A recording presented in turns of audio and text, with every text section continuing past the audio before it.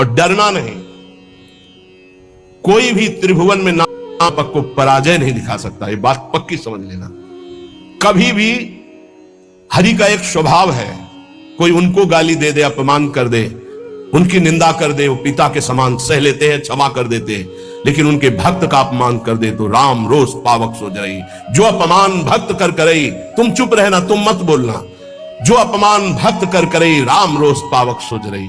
पलटू साहब कह रहे, नाम जापा कभी डरना मत, कभी भय मत करना और कभी लड़ना मत।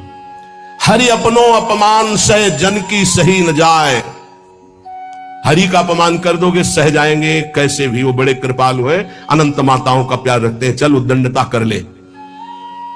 हरि अपनो अपमान से जन की सही न जाए, जन की सही न जाए, दुर्वासा की क्या गति कीन्ही।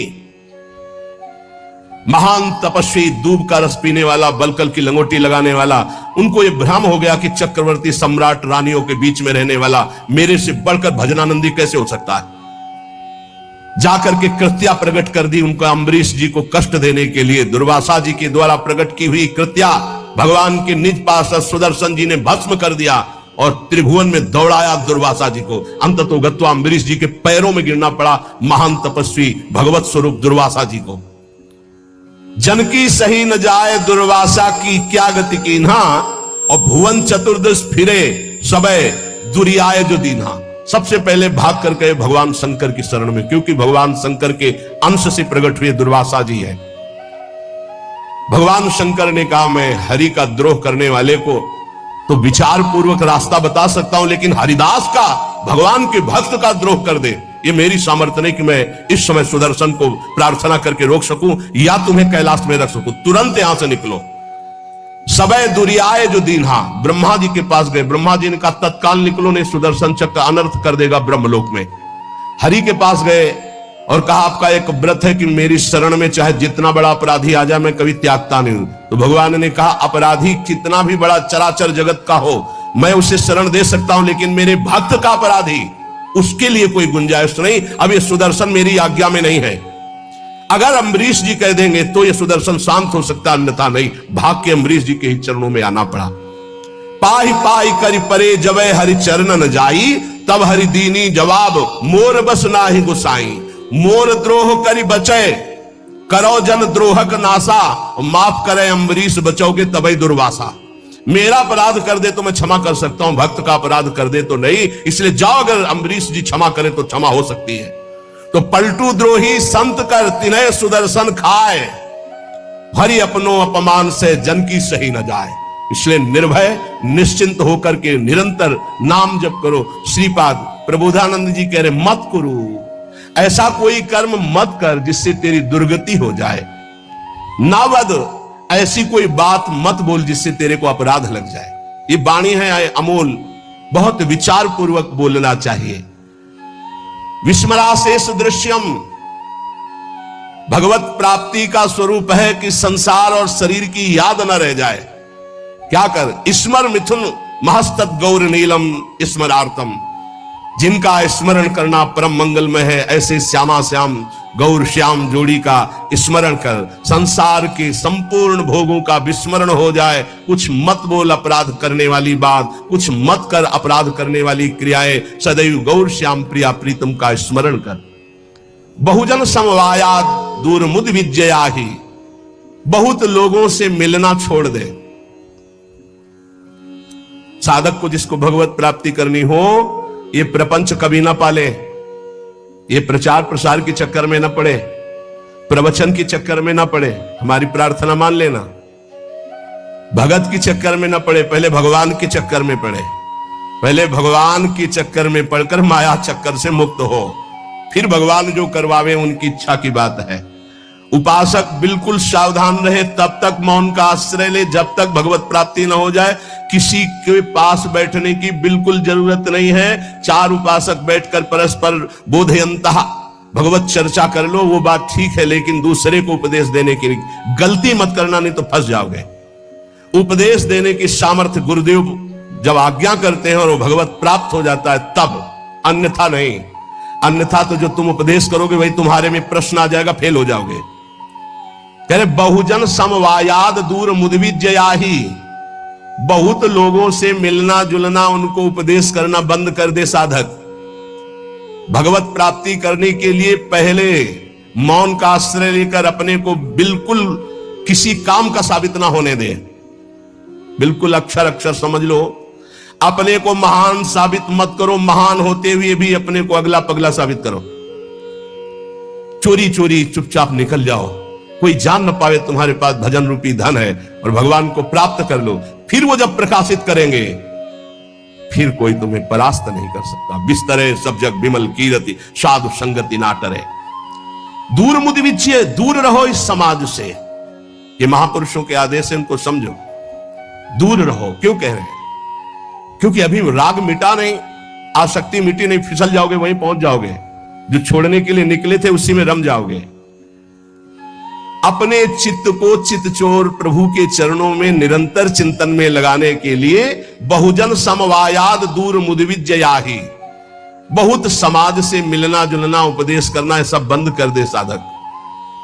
अपने चित्त को प्रभु में लगाए और अपने को प्रकाशित ना होने दे। भगवत ऋषि जी ने भी कहा है, मौन रहे, जब बोले तो हृदय की ग्रंथि खोले, इतनी सामर्थ्य हो, हृदय का परिवर्तन कर दे। जिसके सामने बोले उसका जीवन परिवर्तित हो जाए। ये सिद्धों में होता है, क्योंकि वो उसी में रमण करते हैं।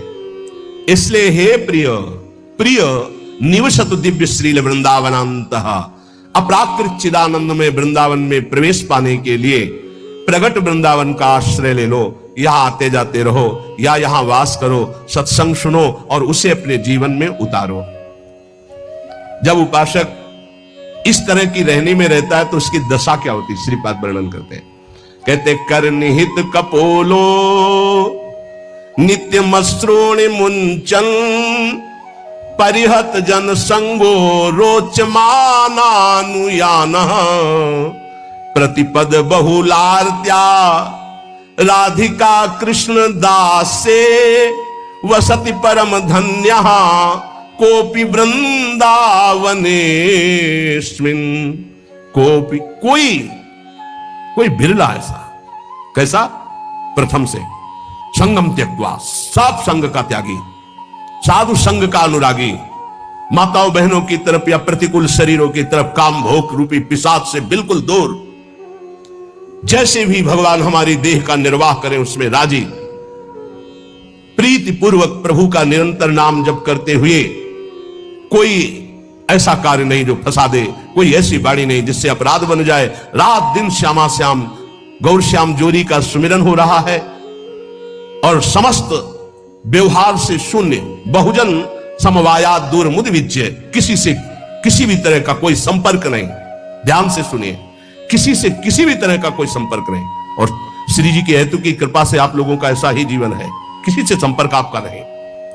अब उसकी दशा क्या होगी जब रात दिन श्यामा श्याम का सुमिरन, संसार का कोई चिंतन नहीं। बोले कर निहित कपोलो नित्य मश्रूणि मुंचन, प्रिया प्रीतम की याद में रो रहा है। परिहृत जन संगो रोच्यमानानुयाना, उसको अब किसी का संग अच्छा नहीं लगता है।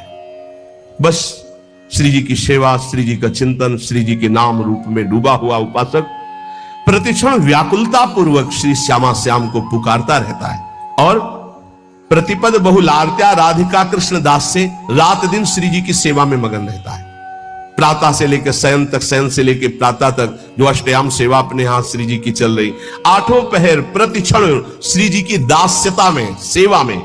प्रतिपद बहुलार्त्या राधिका कृष्ण दास से बहुत बड़ा सौभाग्य है जो आप अपने घरों में ठाकुर जी विराजमान करके, श्री जी विराजमान करके, नाम सेवा विराजमान करके सेवा करते हैं। वो साक्षात सेवा श्री जी की है। ऐसा मत मानो वो साधन है, वो सिद्ध वस्तु है, पर आगे चलकर आपको पता चल जाएगा। सामने रूप हो, नाम का परिचय न हो तो आप जान नहीं सकते ये कौन है। सामने बैठा है, ये कौन है? बोले अमुक है, परिचय मिल गया। नाम से परिचय मिला, ये कौन है? बोले कृष्ण कांता है। अच्छा ये कौन है? बोले मनोहर दास है। ये कौन है? बोले राधा शरण है। नाम ने परिचय बताया, रूप तो सामने रखा है। रूप सामने बैठा, बिना नाम के परिचय नहीं। देखिए रूप नाम आधीना, रूप ज्ञान नहीं नाम विहीना। ऐसे रूप दिखाया जाए, आप परिचय नहीं जानते, और ये भी बताया गया ये अमुक, अच्छा ये अमुक है, नाम ही परिचय देता है रूप का।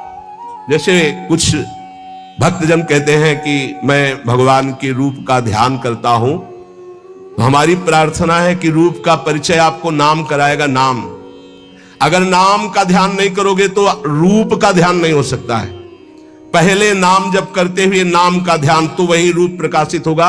ये बचपन में गुरुदेव जी ने सिखाया था, और ये कई बार सत्संग में बताया है कि गुरुदेव ने कहा जब नाम जप करते हुए उसमें रूप प्रकाशित हो जाए तो जानना तुम्हारा नाम जप रंग ला रहा है। वो दिमाग में बात बैठ गई थी। गुरुदेव ने कहा था हर श्वास नाम चलना चाहिए बचपन में, बस जीवन भर लक्ष्य यही रहा है कि मेरा नाम निरंतर चले, जो गुरुदेव ने दिया है। उठते बैठते, चलते फिरते, जागते सोते, सब समय नाम का अभ्यास। इसीलिए जब इस पर ध्यान गया तो माला गौड़ हो गया।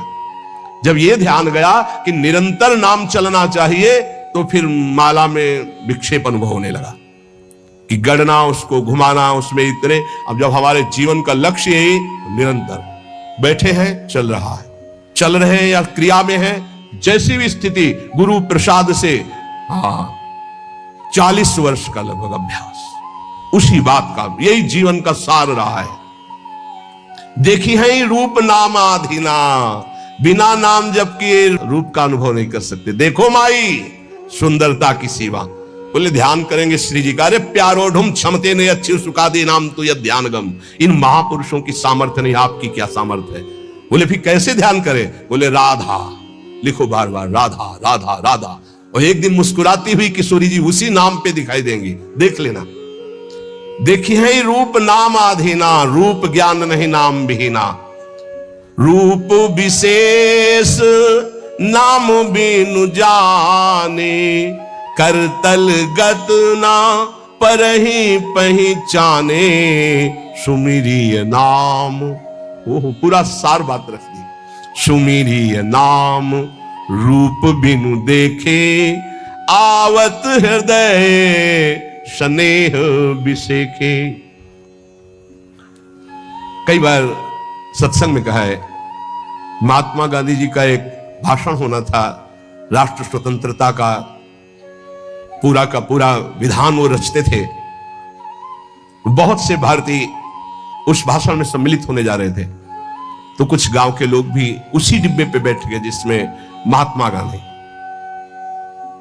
परिचय नहीं था उनका, ऐसे गांधी जी बैठे थे, गांव के ऐसे बैठे, बहुत साधारण जीवन, असाधारण सोच। वो बीड़ी सिगरेट गांव के लोगों ने मना किया, उनका घाट तो चुप कर दी। अब जे ही स्टेशन आया, महात्मा गांधी की जय, और वो उतरे जयमाला। अरे मैं जिनके दर्शन करने जा रहा था उनका रूप तो सामने था, केवल नाम का परिचय नहीं था कि कौन। बोले महात्मा गांधी, तो रूप सामने था, अपमान कर दिया, अवहेलना कर दी। उनके सामने धूम्रपान कर रहे, मना किया जनों ने, लेकिन माने नहीं, तो गांधी जी ने उनको ऐसे रोक दिया। रूप सामने है पर नाम का परिचय नहीं है तो क्या। जब जाना महात्मा गांधी की जय बोली गई, यही है महत्व।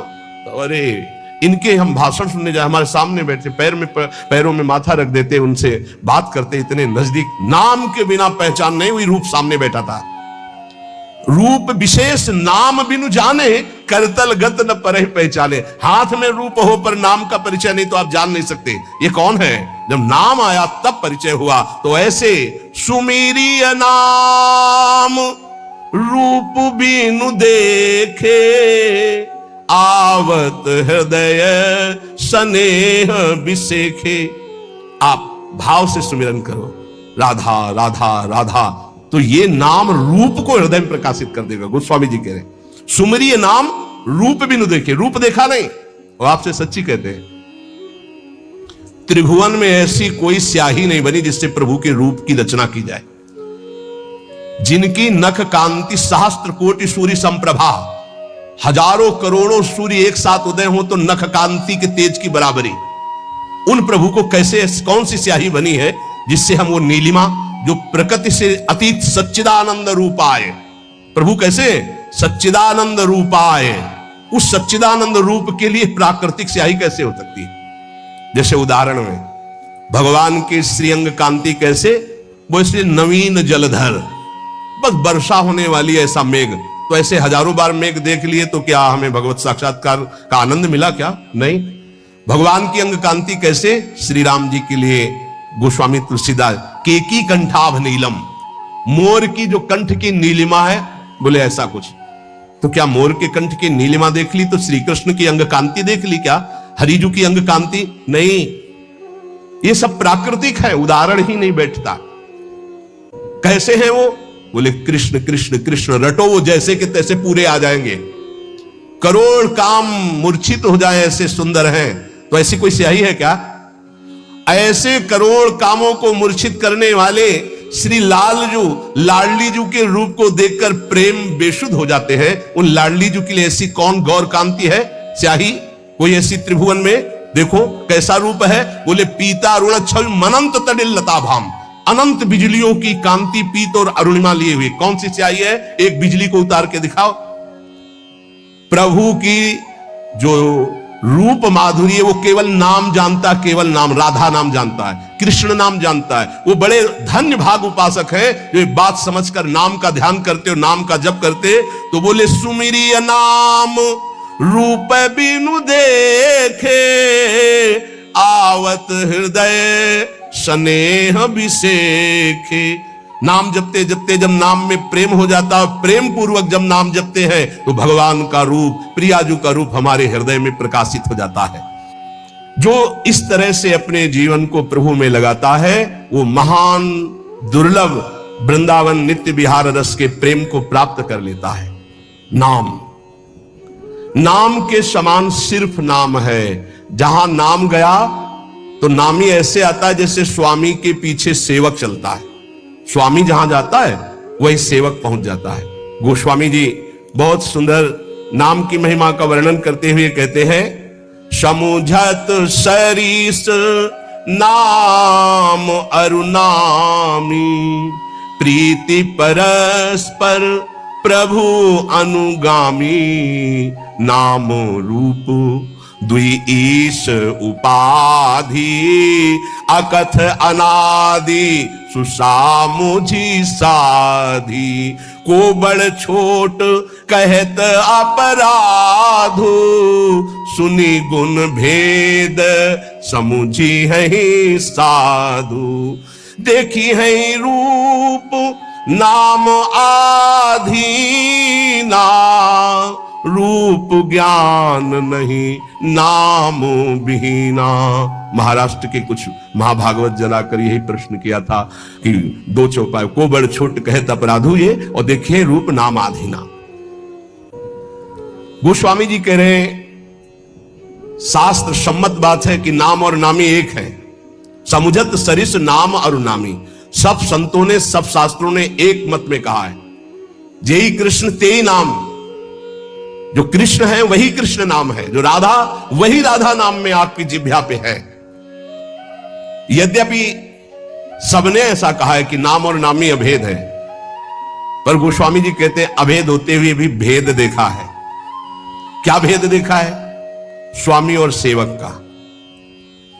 अर्थात नाम स्वामी है और नामी सेवक है। जहां स्वामी पहुंचता है तो अनुगामी होता है सेवक, पीछे पीछे चलता है। पहले नाम फिर नामी आता है। किसी को भी कहीं भी भगवत साक्षात्कार हुआ है तो पहले नाम राधा राधा राधा, कृष्ण कृष्ण कृष्ण, राम कृष्ण हरि, तब वो आए हैं। ये बात पकड़ लो। स्वामी आ गया, सेवक कहां छुपेगा? नाम स्वामी है, नामी सेवक है। जहां नाम गया वहां नामी को आना पड़ेगा, आना पड़ेगा पक्का। नाम पकड़े रहो, नाम न छूटने पावे। आगे कह रहे प्रभु का नाम, स्वामी और प्रभु नाम का अनुगमन करते हैं, नाम के पीछे रहते हैं। नाम और रूप दोनों प्रभु ही के ही उपाधि है, अनिर्वचनीय है, एक ही है, सुंदर है। एक ही होते हुए भी इनमें यह भेद है कि नाम स्वामी और नामी सेवक है। प्रगट में देख लो, नाम जापकों के पास भगवान सेवा करते हुए स्वयं पाए गए, क्योंकि वो नाम जप कर रहे हैं। बहुत बहुत से उदाहरण ऐसे हैं। अर्जुन जी की सेवा में स्वयं सच्चिदानंद प्रभु श्री कृष्ण पंखा जल रहे, कृष्ण कृष्ण कृष्ण कृष्ण कृष्ण नाम निकल रहा है। कैसा अद्भुत प्रभाव। आप कह रहे हैं कि वैसे अपराध लगता है, कोबड़ छोट कह